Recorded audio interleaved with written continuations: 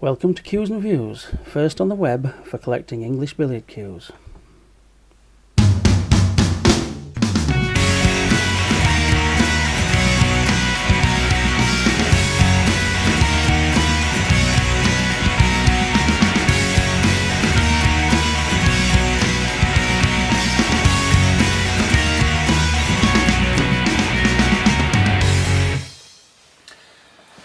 Hello and welcome to the latest in our Cue Splices short video series related to the Cues and Views websites, Facebook page, etc.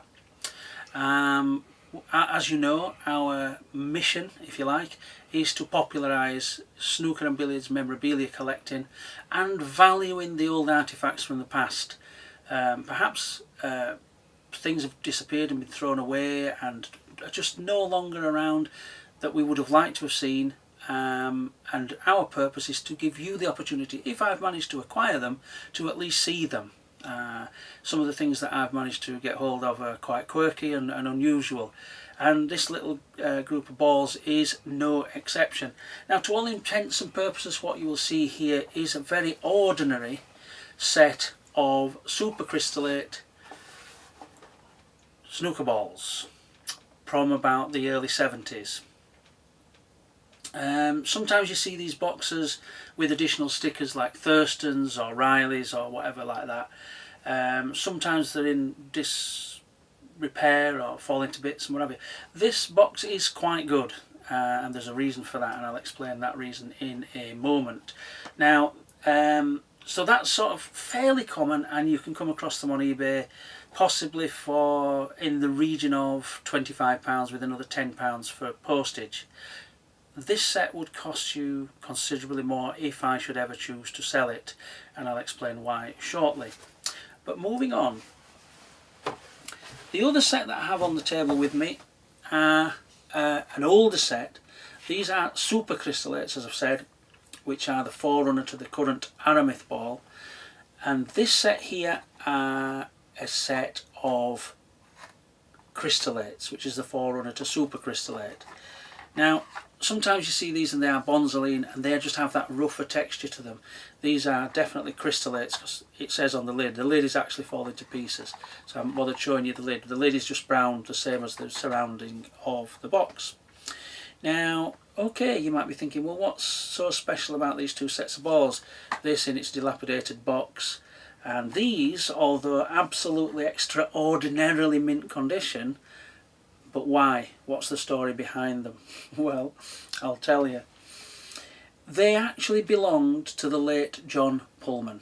Now, John Pulman is known to quite a lot of you as an ITV commentator and summariser, but before that he was quite a few times world snooker champion. Now, John Pulman was champion in an era where the game was in decline. Spent a lot of his time in exhibition play making a living because the snooker circuit was very underdeveloped at that time, so spent a lot of time travelling. But of course at home he spent a lot of time practicing, and he practiced with the very balls that you see on this table. They actually belonged to John Pulman. Now, I have some paperwork. This is a little compliment slip from the Crystallate Ball Company. This is an invoice that came with this set, this set.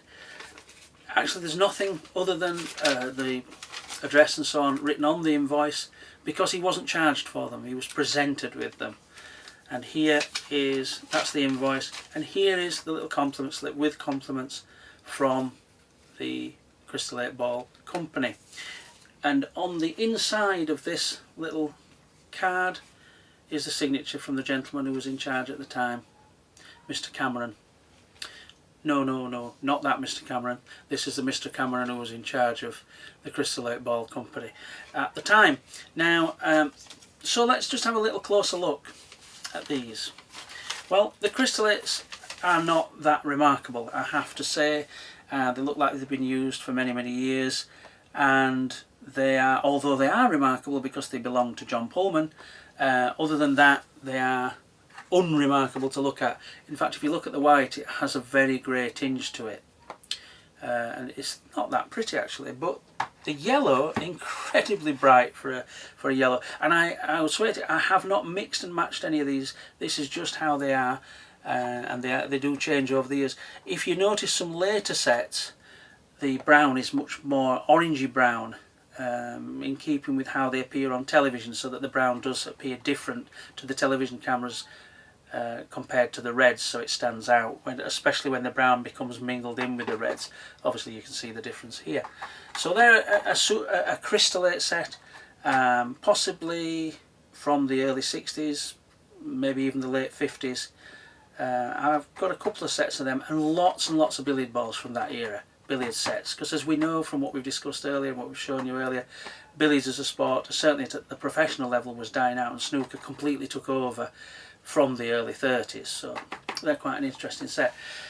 Let's have a little closer look at the super crystallate set. I'm going to rearrange a little bit just so that I can get easier access to them, if you don't mind. Just bear with me a second. Oops, the cards sneaking away. I'm just going to bring these round so that you can see them a little bit more easily. And then again, this wadding and packing is to protect them. I mean, look at the shine on these. They are literally, hey, behave yourself, they are literally like new. I mean, the reason they are like new is because they have never ever been used. They were in the original packaging.